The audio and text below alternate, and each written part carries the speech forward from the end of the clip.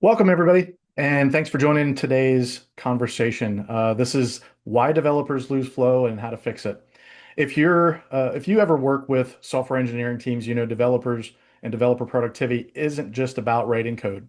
It's about protecting focus, reducing interruptions, and creating an environment where teams can actually stay in the flow. Today, I'm excited to walk through some real life use cases of flow disruption and, more importantly, how modern tools and practices can help with that. I'm joined by Carlos Almeida. Carlos, feel free to introduce yourself. Thanks, Michael. Pardon my voice. I'm getting over a cold.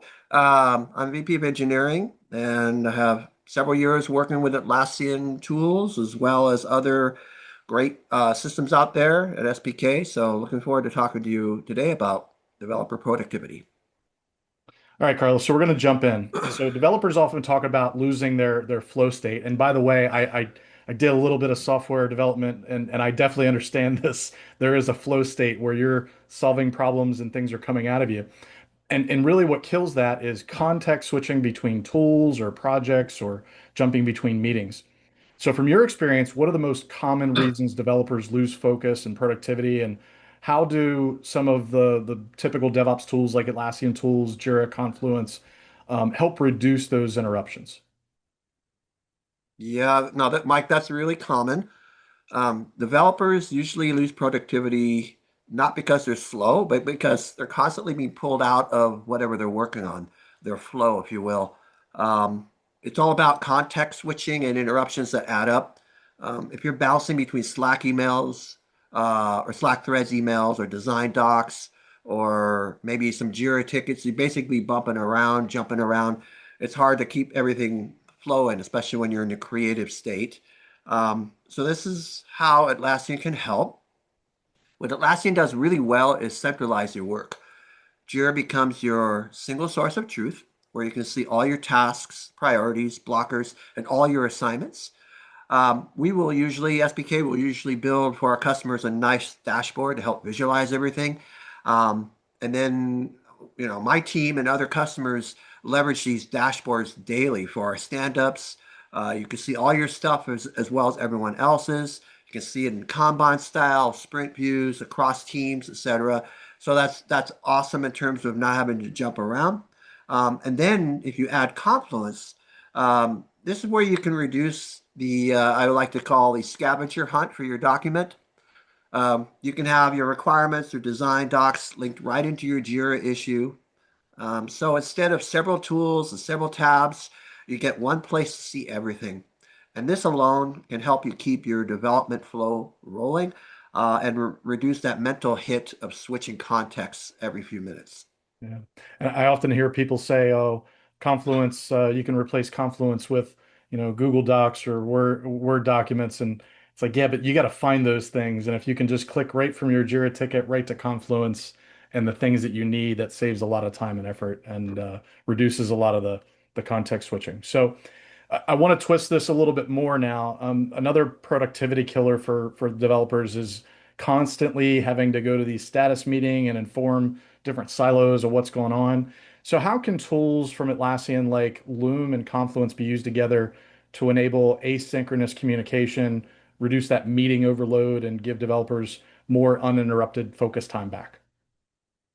Good point. I think developers don't mind meetings, but I think they really mind unnecessary meetings. So if the meeting is literally where everyone is reading their individual status updates, that's often felt like a bit of a waste of time.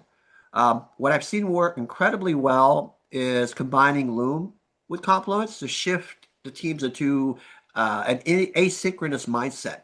So instead of scheduling a 30-minute meeting to explain your code change or walk through your design, you can quickly drop a 3-minute Loom recording, embed it right into a Confluence page. Now the whole team can watch it on their time and not some random time that breaks their day in half. And another great thing about these Loom videos is that they become living documentation.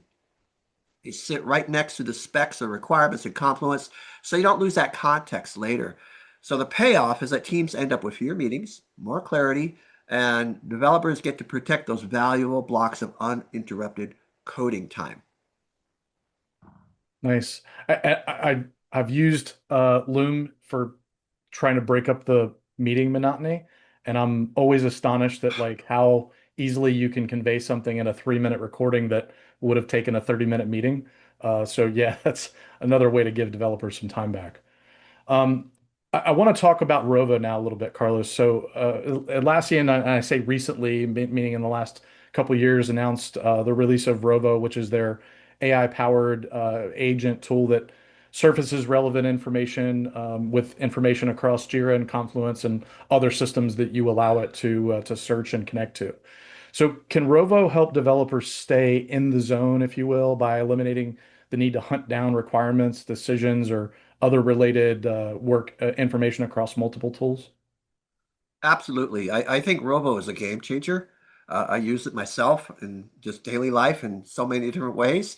But again, one of the biggest killers of flow is having to stop what you're doing and dig through your tickets, old Confluence pages, Slack threads, or maybe even a Google Drive somewhere, just to find where was that decision about a requirement. It just breaks the momentum. So Rovo basically reduces that whole chaos into something much, much easier. The Rovo agent can pull information from Jira, Confluence, and other systems that you have connected, and it understands the relationships between them. So a developer can just ask, "Hey, what's the acceptance criteria for this feature?" It's going to pull all the related aspects of everything and just pull that to me. Or did this feature already have a pull request? Okay. Or how about this feature? Did it already go through my pipeline build and tests? So instead of you having to go through and find individual things and queries, etc., you can ask a more generic question like that, and it basically serves it up to you. So Rovo pulls in the right context right away. No tab hopping, no detective work. Um, and as mentioned, you can open a Jira issue and the Rovo can surface all the related work, like risk requirements and impacted components. That's probably where I used it the most. Just get me all my stuff and it's beyond my dashboard. So that to me, that's huge. Keeps developers in the zone and dramatically cuts down all that time hunting for information instead of doing what I like to do, which is code. Yeah, do the important things, right? That's the Yep. whole role of what you're doing, right? You're innovating. Thank you, Carlos, for that insight. I hope those of you watching have got a little bit of info around why developers are losing that flow state and how some asynchronous communication like Loom and Confluence can actually help reduce meeting overload or bad meeting overload, as Carlos stated, or not needed meetings. And also how Atlassian's AI assistant Rovo can surface the right information and give you the right things at the right time so you can stay focused rather than searching for answers.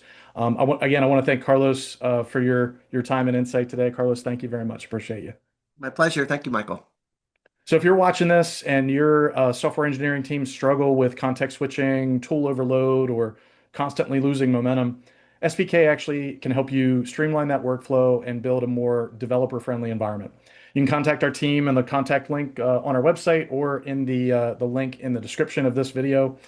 Be sure to give us a thumbs up on YouTube and subscribe to our SPK and Associates YouTube channel for more content like this. For now, but thanks for joining, and we'll see you next time.